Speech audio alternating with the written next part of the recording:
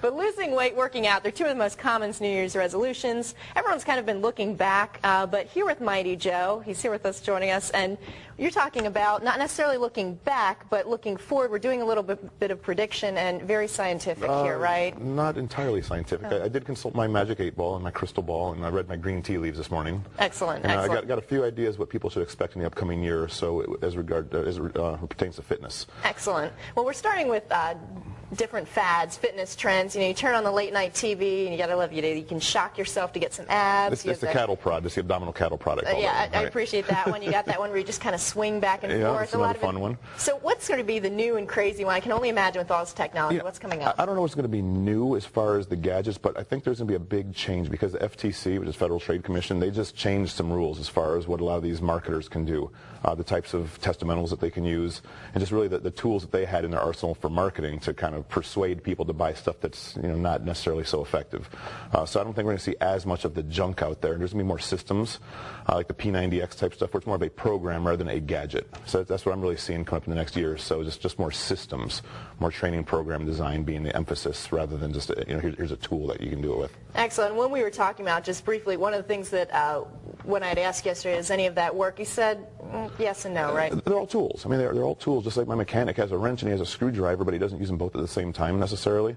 And the little slidey ab thing here, which I don't even know the name of that thing anymore. It looks like fun. I don't know that gets you abs, but if you don't have the habit of regular activity and if that fun makes you do it, it's effective to help you develop the fitness habit. But beyond that, it's going to be very limited. And they're all just tools. I mean, it's just like the wrench. You can only do so much with the wrench. Exactly. And then you go from, the different exercise fads to, of course, the nutrition and diet. And this is another area that you just really see a little bit of everything. There's always no carb, low carb, right? All carb, everything. Yeah. Grapefruit. No food. All crackers. All salt. And these fads, they're not going to stop. Every week you're going to stop in the grocery store. You're going to see the tablet that says the last diet you'll ever need. Next week there's going to be another last diet you'll ever need. That's not going to end anytime soon.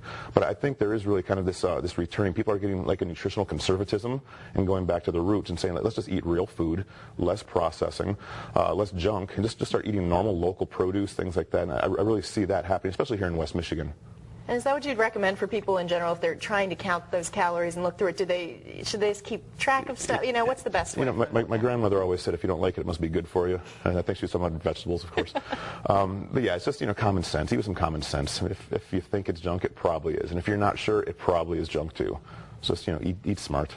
Just I've always heard go down to the basics too. So if you have to make it, if you're getting it fresh, that's probably better than it's a good start. Processed, Absolutely, absolutely. Excellent. And the last one is probably my favorite here, and is the celebs and the weight gain, because it's watched so closely. I remember Kirstie Alley. Yeah, she put on a few pounds and she lost a few pounds. She put a few pounds back on again.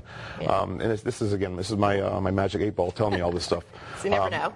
Disclaimer. Disclaimer. Oprah is always a toss-up. You don't know. She's going to change sometime in the next 12 months, whether she's going to gain or lose, or gain and lose, or gain and lose and gain and lose. Oprah's going to do some of this.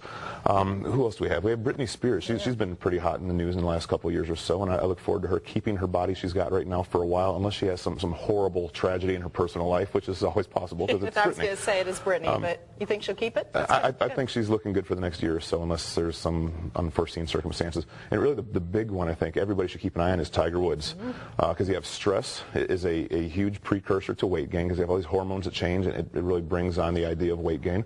And you couple that with his indefinite leave from the game of golf, which means he's going to have less physical activity.